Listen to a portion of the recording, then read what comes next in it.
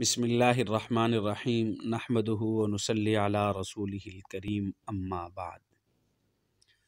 عزیز طالبات، یہ آج ہمارا سبق یہ تخصص فی الفقہ کورس کا چوتھا سبق ہے، اور آج کا ہم یہ سبق یہ شرح عقود رسم المفتی کا ہم پہلا سبق پڑھیں گے۔ یہ میں نے کتاب ابھی آپ حضرات کو سینڈ کی ہے، جن احباب نے ابھی تک یہ کتاب نہیں کھولی وہ کتاب کھول لیں۔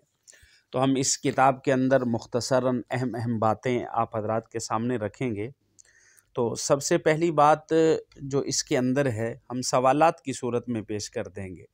گویا کہ پہلا ایک سوال یہ ہے کہ مرجوع قول پر عمل اور فتویٰ جائز نہیں ہے، اس کی کیا وضاحت ہے، اس کی ذرا وضاحت کیجیے۔ دیکھیں، اس بات پر اجماع ہے کہ جو شخص ذاتی عمل کا ارادہ کرے یا دوسرے کو فتویٰ دے تو وہ اس قول کو تلاش کرے جسے اس کے مذاہب کے علماء نے ترجیح دی ہو، لہذا مرجوع قول پر عمل کرنا یا فتویٰ دینا یہ جائز نہیں ہے۔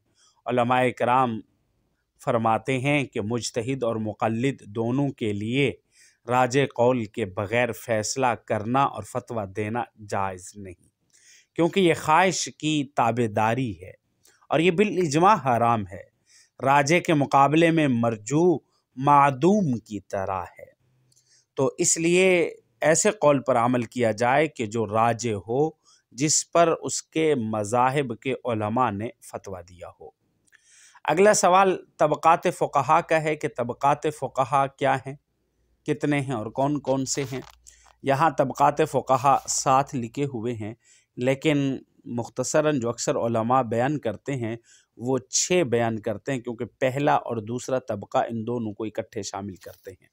یعنی جو پہلا طبقہ لکھا گیا ہے مجتہدین فی الشرع اور مجتہدین فی المذہب، یہ دونوں ایک ہی شمار کیے جاتے ہیں، اور یہ مجتہدین فی المذہب مجتہدین فی الشرع فرمایا کہ یہ وہ طبقوں کے مجتہدین فی الشرع کے اندر امام اعظم ابو حنیفہ کو شمار کیا جاتا ہے، اور مجتہدین فی المذہب کے اندر امام صاحب کے شاگرد امام ابو یوسف علیہ رحمہ اور امام محمد علی رحمہ کو شمار کیا جاتا ہے۔ تو پہلا طبقہ جو مجتہدین فی المذہب کا ہے، یہ وہ حضرات ہیں کہ جو امام اعظم ابو حنیفہ علیہ رحمہ کے مقرر کردہ اصول و قواعد کے مطابق احکام کا استنباط کرتے ہیں، جیسے امام ابو یوسف علیہ رحمہ ہیں اور امام محمد علی رحمہ ہیں۔ دوسرا طبقہ مجتہدین فی المسائل کا، ان حضرات کا کام یہ ہے کہ یہ صاحب مذہب سے جن مسائل میں کوئی روایت منقول نہیں، ان میں امام صاحب کے مقرر کردہ اصول و قواعد کے مطابق احکام کا استنباط کرتے ہیں۔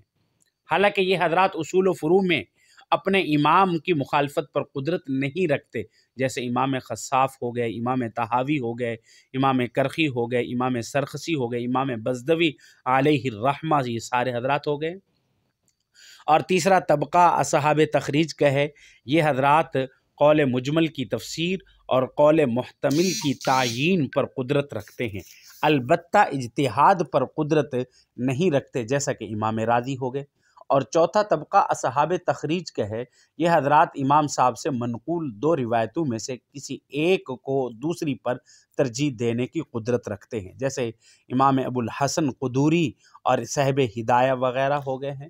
اور پانچواں طبقہ یہ قادرین علی التمییز کا ہے، یعنی یہ حضرات قوی، ضعیف، راجع، مرجوع کے درمیان فرق کرنے پر قدرت رکھتے ہیں، جیسے صاحب کنز ہے، صاحب وقایہ ہے، صاحب مختار ہے۔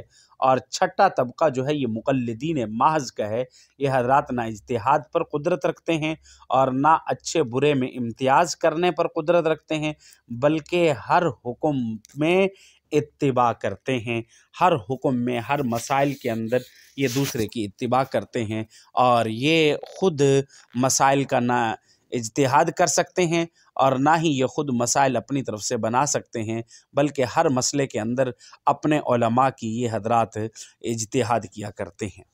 تو یہ آج ہم نے یہ 2 مختصر سبق پڑھے ہیں۔ تو میں نے یہ ابھی کتاب جو بھیجی ہے، اس کتاب کو تمام احباب، تمام طالبات ڈاؤن لوڈ کر لیں، اور اس کے ساتھ اگلی چیز جو ہے وہ مطالعے کی ہے۔ وہ مطالعے کی کیا ہے؟ یہ بہشتی زیور ہے، بہشتی زیور کا حصہ 4، یہ حصہ چہارم آپ تمام نے اس کا مطالعہ کرنا ہے، حصہ چہارم کا، اور اسی کے ساتھ امداد الفتاویٰ کی جلد اول، اس جلد اول کا جو حصہ کتاب الطہارت کا ہے، یہ تیمم کی فصل تک، یہ تقریباً 100 صفحات کے قریب بنتے ہیں، 95 صفحات، تو ان دو کا آپ تمام طالبات نے مطالعہ کرنا ہے، اور وقتاً فوقتاً آپ سے ان کے مطالعے کے متعلق بھی پوچھا جائے گا۔ یہ کوشش کریں 1-2 دن میں اپنا یہ مطالعہ مکمل کر لیں۔ بہشتی زیور کا حصہ چہارم اور امداد الفتاویٰ کا طہارت کا حصہ مکمل، یہ دونوں کتابیں اس میں بھیجنے کی کوشش کر رہا تھا، لیکن وہ نیٹ کی خرابی کی وجہ سے یا نہیں ہو رہی۔ اگر طالبات کے پاس موجود ہیں تو فابیہا اور نیٹ سے بھی ڈاؤن لوڈ یہ دونوں کی جا سکتی ہیں، اور اسی طریقے سے بازار سے بھی یہ دونوں کتابیں منگوائی جا سکتی ہیں۔ اللہ رب العزت ہمیں ہمارا حامی و ناصر ہو۔ ہر طالبہ اپنے سبق کو اچھے طریقے سے پڑھے اور اچھے طریقے سے اس کتاب کو سمجھنے کی کوشش کرے۔ تو یہ آج ہمارے 2 سوال ہوئے ہیں۔ پہلا سوال تو قول مرجوح پر فتویٰ دینا جائز ہے یا نہیں، اور دوسرا سوال طبقات فقہا کا ہے، اور تیسرا سوال بھی دیکھیں۔ تیسرا سوال، جن کتب سے فتویٰ دینا جائز نہیں ہے وہ کون کون سی ہیں، اور فتاویٰ کے عدم جواز کی وجہ کیا ہے، یعنی کون کون سی ایسی کتابیں ہیں کہ جن سے فتویٰ دینا جائز نہیں ہے۔ دیکھیں، جن کتب سے فتاویٰ دینا جائز نہیں ہے ان کو ذرا دیکھ لیجئے۔ ایک تو کوہستانی کی شرح نقایہ ہے، یہ شرح ہے، ایک فقہ کی کتاب ہے شرح نقایہ، اور دوسرا ہے در مختار۔ در المختار نہیں، وہ اور کتاب ہے، اور در مختار اور ہے، یہ در مختار ہے، اور الاشباع والنظائر، اور ملا مسکین کی شرح کنز۔ ان کتب سے فتویٰ جائز نہ ہونے کی کیا وجہ ہے؟ یعنی یہ 4 کتابیں میں نے آپ حضرات کے سامنے فقہ کی ذکر کی ہیں، ان 4 کتابوں کے مطابق ان سے مسئلہ دے کر فتویٰ نہیں دیا جا سکتا۔ مسئلہ تو آپ بتا سکتے ہیں کسی کو، لیکن فتویٰ لکھ کر دے دینا، فتوے کے طور پر کسی کو بتانا، ہاں ان کو فتویٰ کیوں نہیں دیا جا سکتا؟ اس کی کیا وجوہات ہیں؟ اس کی پہلی وجہ تو یہ کہ یہ کتب نہایت مختصر ہیں، اور دوسری وجہ یہ کہ اکثر مقام میں نقل کرتے ہوئے کچھ باتیں ساقط ہو گئی ہیں، چھوڑ دیے انہوں نے، اختصار کے در پہ کافی سارے احکام ہی حذف کر دیے ہیں، حالانکہ احکام حذف نہیں ہوتے، اختصار کا الگ طریقہ ہوتا ہے، لیکن اختصار اس انداز میں کیا گیا ہے کہ اس میں حکم کو ہی ختم کیا گیا ہے۔ اور تیسری وجہ ان سے فتویٰ نہ دینے کی، ان میں راجے کے خلاف کو ترجیح دی گئی ہے، بلکہ مذہب غیر کو ترجیح دی گئی ہے، جس کا اہل مذہب میں سے کوئی بھی قائل نہیں ہے۔ تو اس وجہ سے ان کتابوں سے فتویٰ دینا جائز نہیں ہے۔ جزاک اللہ، وآخر دعوانا الحمد للہ رب العالمین۔